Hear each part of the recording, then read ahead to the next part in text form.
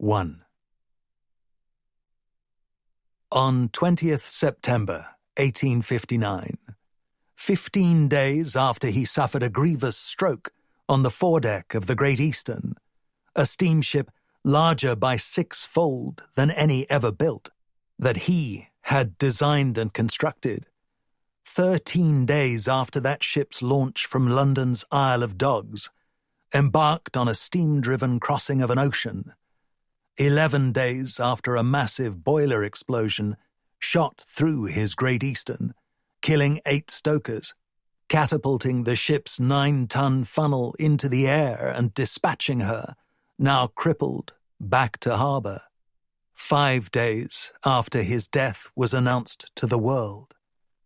The casket of Isambard Kingdom Brunel was lowered by winch into the family plot in Kensal Green. There it would rest, parallel to that of his father, Sir Mark Isambard Brunel, who had some 10 years previous likewise passed away of stroke. The tackle blocks of the lowering winch were built on a machine designed by the elder Brunel, as were such blocks everywhere. This was a family that knew how to make things, and how to make things work.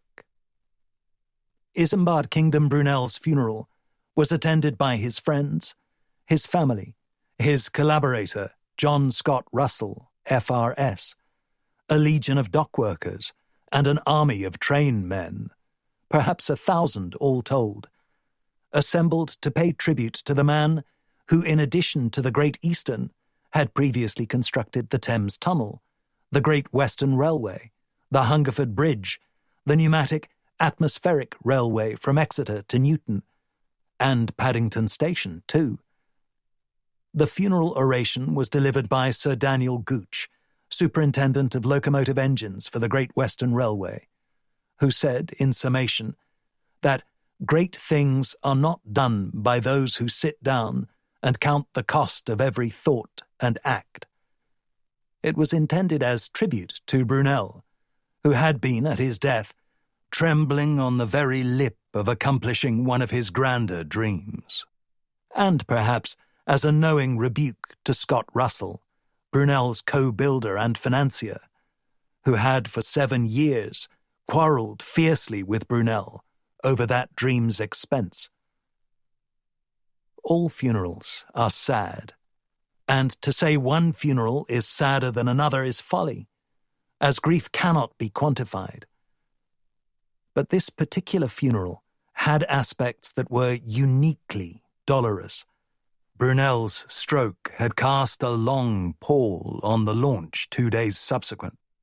And now, on the 20th September, no one here on Kensal Green assembled could augur when Brunel's grand dream, the Great Eastern, would make her crossing. When, or even whether. Sir Daniel's oration emphasized Brunel's earlier accomplishments, the railway, the station, the bridge, to the neglect of his more recent, arduous, calamitous venture. And so the army of trainmen in attendance, who owed their livelihood in large part to Brunel, were pleased by the oration, as was Scott Russell, who had been bankrupted by the Great Eastern project, and was relieved that its failure and his own were not that day thrown in his face. What Brunel and Scott Russell had in 1851 envisaged as the work of 1 year became the work of 8. Those 8 years had broken Scott Russell, and, it was now being said, had killed Brunel. There had been no words from his frozen throat, no flicker of expression on his frozen face, still as Arctic ice, when Brunel received the news of the explosion that had sent his creation back to its birth.